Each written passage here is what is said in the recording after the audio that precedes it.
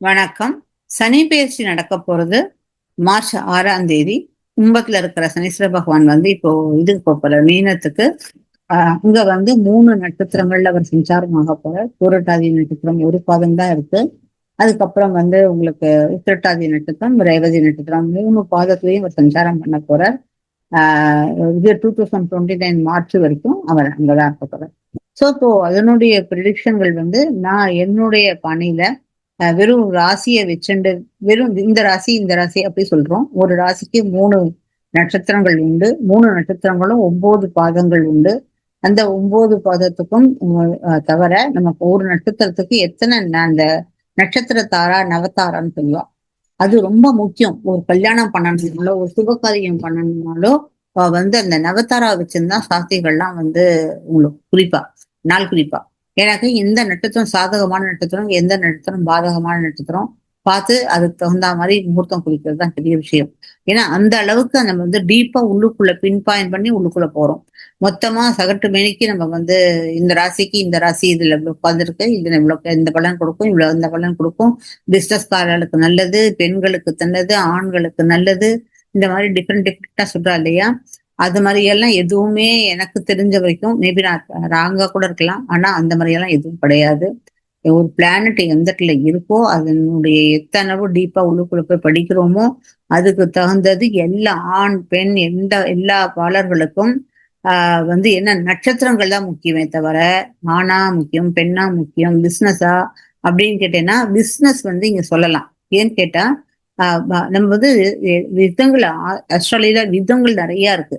உங்களுக்கு ஜாப்னு பார்த்தா ஜாப் இருக்கு, ஷேர் மார்க்கெட்டை பார்த்தா ஷேர் மார்க்கெட் இருக்கு, அதே மாதிரியே உங்க பாடி பார்ட்ஸ் பார்த்தா பாடி பார்ட்ஸ் இருக்கு.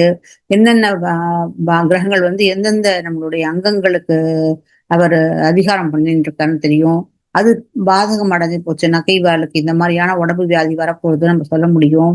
ஸோ இந்த மாதிரி எல்லாம் இது வந்து உள்ளுக்குள்ள ரொம்ப டீப்பா இருக்கு. நம்ம வந்து இவ்வளோ கஷ்டப்பட்டு KN ராவ் அந்த இவர் PN ராவ் எல்லாம் வந்து நிறைய ஆஸ்ட்ரேலியா சஞ்சய் ரத் இவெல்லாம் அப்படியே ஜாதகத்தை வந்து கரைச்சு குடிச்சிருக்கா. கரைச்சு குடிச்சு அதுல அவங்க கொடுத்துக்கிற ப்ரெடிக்ஷன்ல ஜெகநாத ஹோரையில இல்லாத எந்த விஷயமே கிடையாது. அதுல வந்து ஒரு பிளானட்டோட கிரக அவஸ்தா, கரக அவஸ்தா, அவனுடைய என்ன இந்த இது கிரகங்கள் எத்தனை டிகிரி இருந்தா அது அந்த அவஸ்தாவுடைய எந்த குழந்தை பிளானட்ல இருக்கா, அது யுவ பிளானட்ல இருக்கா, குமார பிளானட்ல இருக்கா, எந்த இருக்குதுன்னு அதை வச்சு ஜட்ஜ் பண்ணி பாக்குறது, வெயிட் போடுறது, அதுக்கப்புறம் அஷ்டவர்கா பின் அஷ்டவர்கா.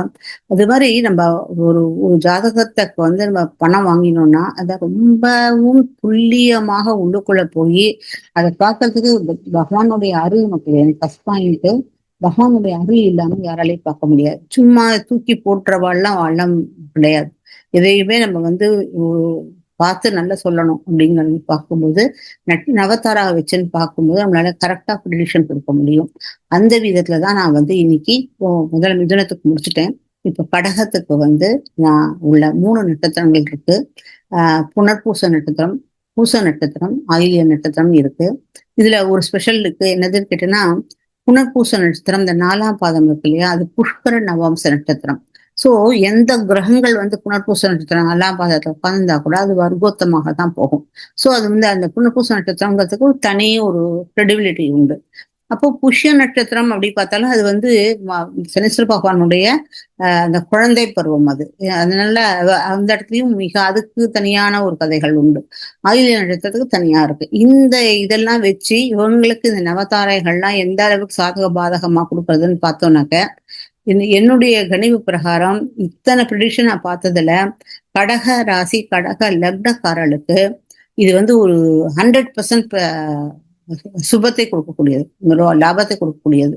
ஏன்னா காரணம் என்னதுன்னு கேட்டா 9th கடகத்துல இருந்து பார்க்கும்போது 9ஆம் வீட்டுக்கு அதிபதி யாருன்னு கேட்டா பாக்யாதிபதி. அந்த பாக்யாதிபதியானவர் லக்னத்துக்கு வந்து ராசிக்கு வந்து லக்னத்துக்கு வந்து வரும்போது உங்களுக்கு இத்தனை நாளா நீங்க கொல்லப்பட்டு இருந்தேன், நான் இவ்வளவு முயற்சி பண்றேன், எதுவுமே எனக்கு சக்தி கிடைக்கல, எனக்கு எதுவுமே கிடைக்கல, எனக்கு நான் என்னோட முயற்சி எல்லாரும் எங்கெங்கயோ இருக்கா, நான் மட்டும் மட்டமா இருக்கேன் அப்படின்லாம் நீங்க இத்தனை நாளா வருத்தப்பட்டு இருந்தேன் இல்லையா. இப்ப அந்த பாக்யாதிபதி உங்க ராசி லக்னத்துக்கு வந்து உச்சம் அடைஞ்சு உங்களுக்கு அதை ஆக்டிவேஷனை வந்து உண்டு பண்ற. அப்படி உண்டு பண்ணும்போது அதுல வந்து மிகவும் நல்ல விஷயங்கள் நடக்குது. அதே சமயத்துல 6ஆம் வீட்டுக்கு அதிபதி ருணரோக சத்துருஸ்தானம் பிராரப்த கர்மான்னு சொல்லுவா. சோ இதுல வந்து நிறைய உங்க பிராரப்த கர்மாவும் கழியறது. ஓகே அவங்களுக்கு. அது இப்ப வந்து என்ன கேட்டீங்கன்னா, 7th லார்டு இப்ப குருவை பத்தி நம்ம பேசிட்டோம். குரு வந்து யாருக்கு கேட்டீங்கன்னா உங்க லக்னத்துக்கு வரப்போறார், உங்க ராசிக்கு வரப்போறார், அதுக்கப்புறம் அவங்க 6th லார்டும் உங்களுக்கு வரப்போறார் அப்படிங்கிறதெல்லாம் பேசியாச்சு. நம்ம சனீஸ்வர பகவானை பத்தி தான் இப்போ 7 சனியை பத்தி தான் பேச வந்திருக்கோம். 7 சனின்னு வரும்போது அந்த சனீஸ்வர பகவான் மீனத்துக்கு பெயர்ச்சி அடையதை பத்தி பேச வந்திருக்கோம். அப்போ 7th லார்ட்னு சொல்லக்கூடிய அந்த இது வந்து 9ஆம் வீட்டுக்கு போறதும் கேந்திர திருக்கோண ராஜயோகம் அப்படிங்கிற ஒரு ராஜயோகம் வருது. கர்ம தர்மாதி யோகம்னு சொல்லலாம். அது டெம்பரவரியா வருது ஒரு ஒரு வருஷத்துக்கு. அதுக்கப்புறமா வந்து உங்களுக்கு வருவது குரு வந்து சிம்மத்துக்கு வந்துடும் இல்லையா? சோ அப்ப அந்த இந்த பலன்கள் இருக்காது. ஜஸ்ட் ஒரு வருஷத்துக்கு தான் இந்த யோகங்கள் உண்டு. அப்போ உங்களுக்கு என்னது கேட்டா 7th லார்ட்னாக்க யார் யாருக்கெல்லாம் வெளிநாடு போகணும், படிக்கணுங்கிறதுக்கு போறோம், அது மாதிரியான பிசினஸ் விஷயமா வெளிநாட்டுக்கு போறது, அதுல எல்லாம் மிகவும் சக்சஸான ஒரு விஷயங்கள் உங்களுக்கு நடக்க போறது. யாருக்கு லக்னத்துல கடக லக்னத்துல பிளானட் இருந்து அது தசைகள் நடக்கிறதோ அவங்களுக்கும் இது கண்டிப்பாக பலிக்கும். இந்த பலன்கள் நான் கொடுக்குற ப்ரெடிக்ஷன் அவங்களுக்கும் அது ஒத்து வரும். அப்புறம் பார்த்தீங்கன்னாக்க 8th லார்டு அப்படின்னு சொல்லக்கூடிய சனீஸ்வர பகவான் 9ஆம் இடத்துக்கு போயிருக்கார். அப்போ 8th லார்டு போகும்போது 8th லார்டுங்கிறதுக்கு என்னென்ன இருக்குன்னா நமக்கு தெரியாத ஒரு விஷயம், கண்ணுக்கு தெரியாத ஒரு விஷயம். அது நடந்துருக்குன்னா என்ன பண்றது, அது நமக்கு நெகட்டிவா நடந்துட்டா என்ன பண்றது, பாசிட்டிவா நடந்தா என்ன பண்றது. இப்போதைக்கு ராகு இருக்கு. ராகு இருக்கிறதுனால நமக்கு நிறைய விஷயங்கள் இன்லாஸ் மூலமா பிரச்சனை வந்திருக்கலாம், நிறைய விஷயங்கள் நடந்திருக்கலாம், சண்டைகள் நடந்திருக்கலாம், பூசல்கள் நடந்திருக்கலாம், இல்லை ஏதாவது பாம்பு கடி பூச்சிக்கடி இருக்கலாம், யாராவது நம்ம பின்னாடில இருந்து அடிச்சிருக்கலாம். இது மாதிரி எல்லாம் இருக்கு. ஆனா இப்ப வந்து அந்த ராகுவும் சனியும் சேர்ந்து உட்கார்ந்து இந்த ஸ்ரார்த யோகம் உண்டாயிருந்தது. இப்போ அந்த சனீஸ்வர பகவான் வந்து உங்களுக்கு மீனத்துக்கு போற. ராகு டிசம்பர் 5ஆம் தேதி உங்களுக்கு 7ஆம் இடத்துக்கு வந்து உங்களுக்கு லக்னத்துல குருவோட சேர்ந்து கேதுவும் ஜாயின் பண்ண போற. அதனால ஸ்பிரிச்சுவாலிட்டி உங்களுக்கு உண்டாகும். இப்ப வந்து இது 8ஆம் வீடு போகும்போது உங்களுக்கு அந்த நிறைய விஷயங்கள் இன்ஹெரிட்டன்ஸ் சொல்லக்கூடிய ஒரு விஷயம், இன்லாஸ் மூலமாக இந்த மாதிரியெல்லாம் நிறைய விஷயங்கள் நல்ல காரியங்களும் நடக்கும். ஏன்னா அவர் வந்து சுபஸ்தானமா போயிட்டார். 9ஆம் இடம் பாக்யஸ்தானத்துக்கு போயிட்டார்.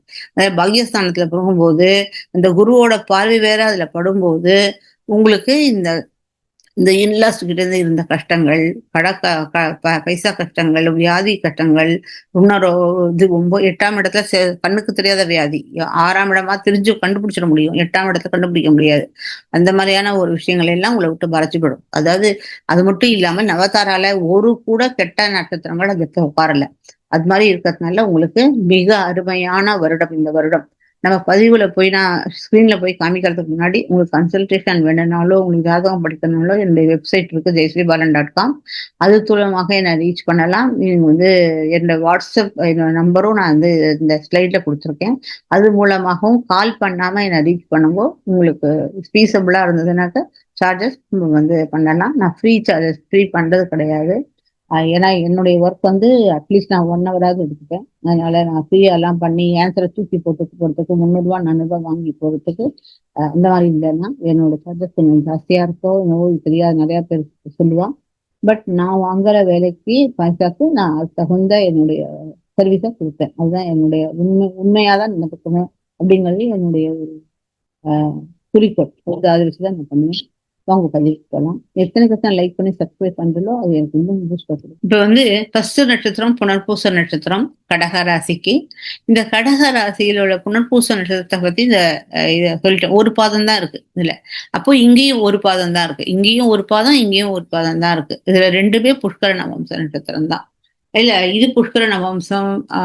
ஆமா புஷ்கர நவம்சம் தான். ஒரு பாதத்துல இருக்கு. இதுவும் புஷ்கர நவம்சம், இதுவும் புஷ்கர நவம்சம் தான். அப்போ வந்து இப்போ இதுல வந்து என்ன புனர்பூச நட்சத்திரம், விசாக நட்சத்திரம், புரட்டாதி நட்சத்திரம், அது வந்து ஜென்ம நட்சத்திரம் இல்லையா? ஜென்ம நட்சத்திரம்ங்கிறத உங்களுக்கு 50-50 மாதிரி. ஏன்னா சாதாரணமாக நம்ம அவாய்ட் பண்றது ரொம்ப நல்லது. ஸோ இது புரட்டாதி நட்சத்திரத்தால உங்களுக்கு எதுவும் பெரிய கஷ்டத்தை கொடுக்காது. ஓகே. அடுத்தது வந்து பூச நட்சத்திரம் சம்பத்தை கொடுக்கக்கூடியது. பூச நட்சத்திரம், அனுராத நட்சத்திரம், உத்திரட்டாதி நட்சத்திரம். அப்போ உத்திரட்டாதி நட்சத்திரம் உங்களுக்கு பைசாவை தான் கொடுக்கறது, அதுவும் உங்களுக்கு பாதிப்பை கொடுக்கல.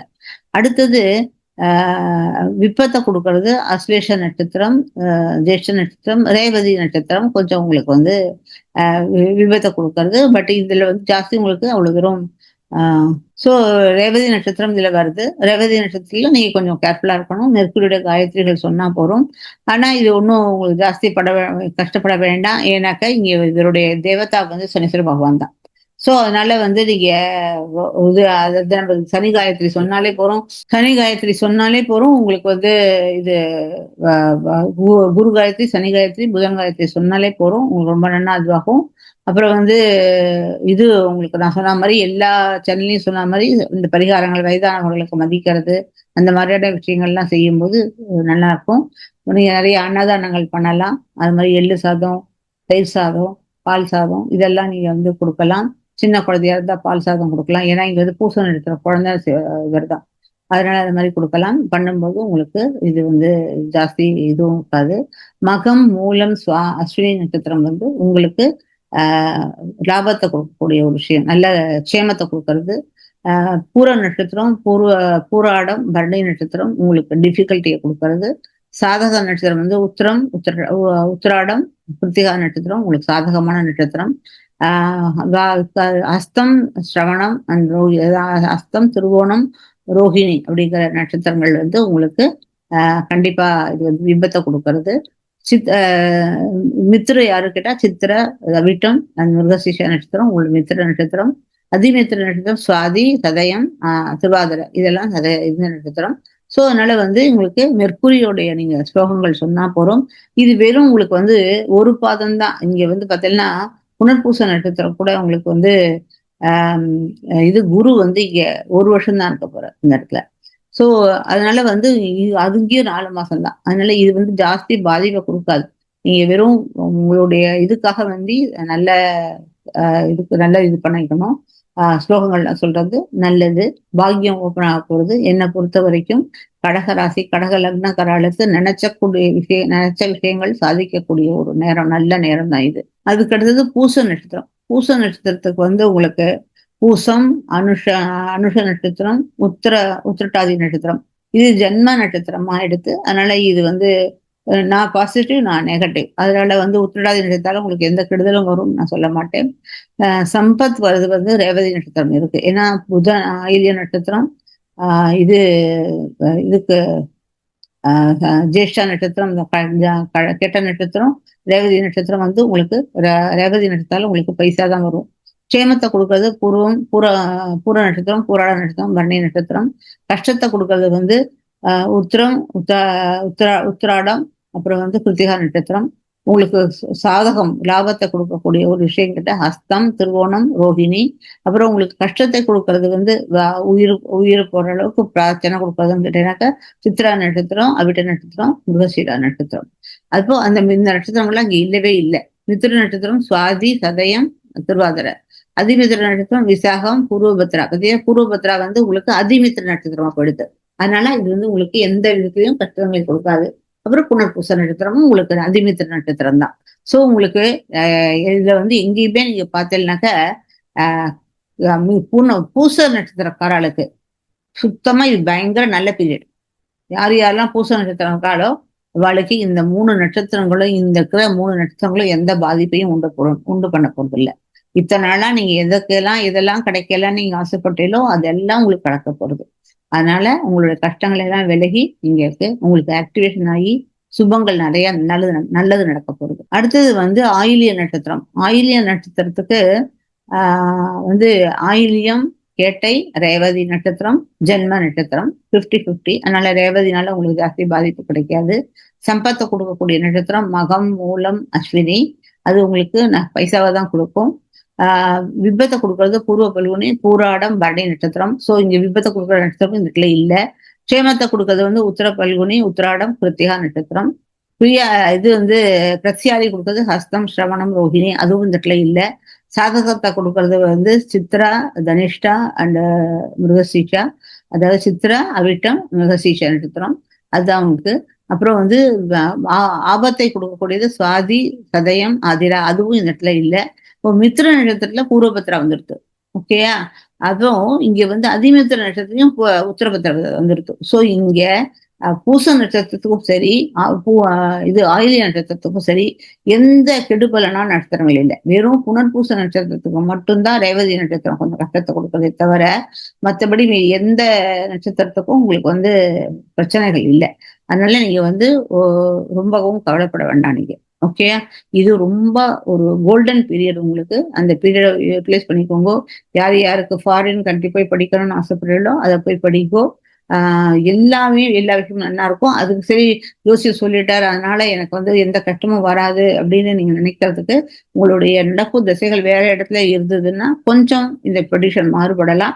இல்ல மற்றபடி உங்க ராசி லக்னத்தை வச்சுன்னு பார்க்கும்போது இது மிகவும் அருமையான விஷயம்.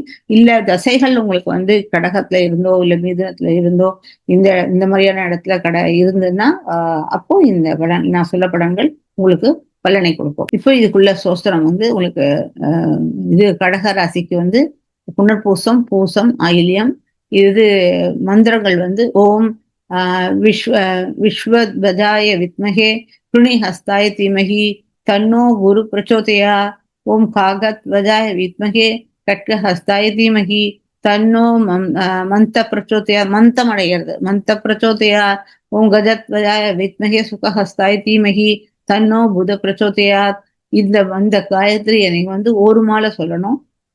அதாவது ஒரு மாலைனாக்க ருத்ராட்ச மாலையில ஒரு மாலை காத்தால குளிச்சுட்டு எழுந்து இதை சொல்லும்போது உங்களுக்கு இன்னும் இது ஆக்டிவேஷன் தான் ஆகும். இன்னும் உங்களுக்கு பலன்கள் வந்து மிக அருமையாக இருக்கும். இந்த மொத்தப்பட்ட 7 சனியில இது வரைக்கும் நான் பார்த்ததுல கடக ராசி, கடக லக்னம், பிளெஸ்டு நட்சத்திரம், பிளெஸ்டு ஒண்ணு. நான் வந்து உங்களுக்கு எனக்கு தெரிஞ்ச வரைக்கும் ரொம்ப கிளாரிட்டியா யார் யாரெல்லாம் ஜாதகம் கத்துக்கிறாளோ அவளுக்கும் வந்து என்னுடைய பாணியில எப்படி சொல்லி கொடுக்கணும் அப்படிங்கிறத ஃப்ரீயா சொல்லி கொடுத்துருக்கேன். நிறைய பேர் வந்து உங்களுக்கு சப்ஸ்கிரைப் பண்ணினாதான் கொடுப்பேன்னு சொல்லிட்டு எல்லாத்தையும் பிளாக் பண்ணி வச்சிருவா. ஸோ வந்து அந்த மாதிரி எல்லாம் இருக்கு. நான் இது வரைக்கும் சப்ஸ்கிரைப்க்கு பைசா சார்ஜ் பண்ணினது இல்லை. எல்லாருக்கும் ஃப்ரீயா சொல்லி கொடுக்கணும். நமக்கு வந்து ஒரு கலை தெரிஞ்சிருக்குனாக்க அந்த விஷயம் வந்து எல்லாருக்கும் போய் பயனடையணும் அப்படிங்கிறது தான். ஏன்னா பேர்பட்ட படித்த பிஎன்றாவே வந்து ஜெகநாத ஒரே இப்போ ஃப்ரீயா தான் அங்கே வச்சிருக்காரு. யார் வேணா ஃப்ரீயா டவுன்லோட் பண்ணலாம். அப்படி இருக்கும்போது நம்மளாம் என் மாத்திரம் ஒண்ணுமே இல்லை இல்லையா? அதனாலதான் வந்து எல்லாருக்கும் நான் வந்து இந்த மாதிரி கண்டிஷன்லாம் போடாம ரொம்ப டீப்பா ரொம்ப ட்ரூத்ஃபுல்லா பகவானுக்கு கட்டுப்பட்டு அந்த இதுவா உங்களுக்கு ஏமாத்தாம இது இல்லை இதுக்கு மேல ஆகே படிக்கணும்னாக்கா நீங்க இப்படி சேருங்கோ இப்படி பண்ணுங்கோ அப்படி கண்டிஷன் எல்லாம் போடுறான் நிறைய பேர். ஹிந்திலயும் இருக்கட்டும் தமிழ்லயும் இருக்கட்டும் நிறைய பேர் மாதிரிலாம் பண்றான். நான் அந்த மாதிரி பண்றது கிடையாது. நான் கிளாரிட்டியா கரெக்டா எனக்கு தெரிஞ்சதை எதுவும் மறைக்காம உங்களுக்கு சொல்லி கொடுத்துருக்கேன். நீங்க வந்து சப்ஸ்கிரைப் பண்ணும்போதும் லைக் பண்ணும்போதும் எனக்கு இன்னும் உந்துதலை கொடுக்கும். திருப்பியும் உங்களுக்கு இன்னும் ஏதாவது நல்ல பதிவு தான் எடுத்துட்டு வருவேன். ஸோ நாளைக்கு வந்து நம்ம சிம்ம ராசி அண்ட் கன்னியா ராசிக்கு உள்ளதை பார்க்கலாம். அடுத்த பதிவுல உங்களுக்கு மீண்டும் சந்திக்கலாம்.